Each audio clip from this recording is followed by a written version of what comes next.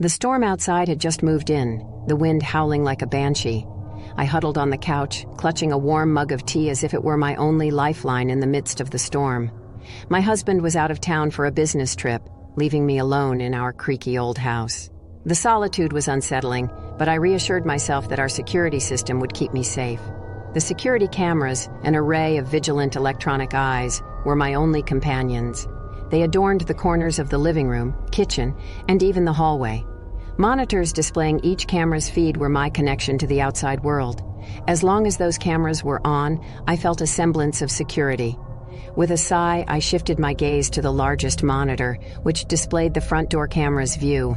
Raindrops streaked across the lens, making it difficult to see anything clearly. I frowned, reaching for the remote to adjust the angle.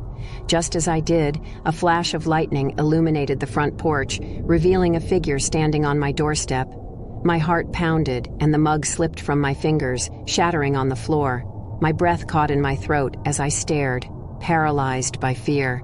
The figure was tall and cloaked, their face obscured by shadows. What could they want? My mind raced through a dozen possibilities, each more sinister than the last. I grabbed my phone, fingers trembling as I dialed 911. The operator's voice was a lifeline, a connection to reality as I stammered out the situation. She assured me that officers were on their way, but every second felt like an eternity as I continued to watch the figure. They seemed to glide across the porch, their movements deliberate and unsettling. With each step, a feeling of dread settled deeper in my gut. It was as if they knew the house, as if they had been here before, but that couldn't be possible. We lived in a quiet neighborhood, far from any criminal activity. Another flash of lightning revealed the figure pressing a gloved hand against the front door, as if testing its sturdiness. Panic surged through me, and I shouted into the phone, begging the operator to hurry. She did her best to keep me calm, but her words were distant echoes as my focus remained fixed on the figure outside. The storm raged on, rain lashing against the windows like bony fingers scratching at the glass. Thunder boomed, drowning out the sound of my own heartbeat.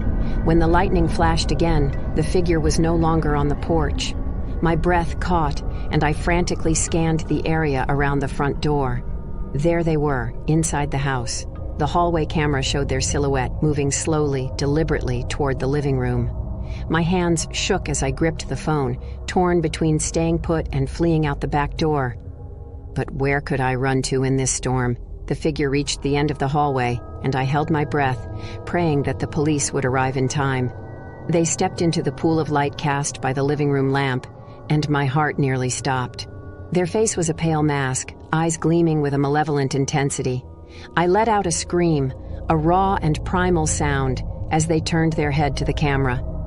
It was as if they were looking directly at me, through the lens and into my soul. A crooked smile twisted their lips, and I felt a surge of terror, unlike anything I had ever experienced. The front door burst open, and flashing red and blue lights sliced through the darkness.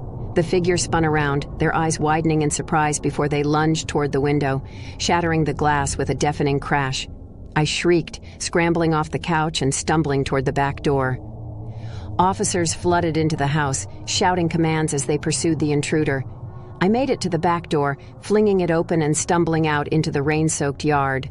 Sirens wailed in the distance, and I collapsed to the ground, my body trembling with shock and fear.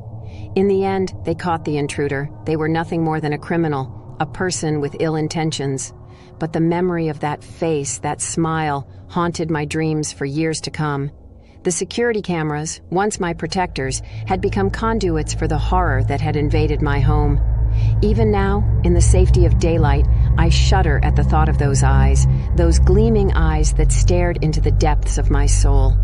And though the storm has long passed, I can't help but feel a chill in my bones whenever the wind howls outside.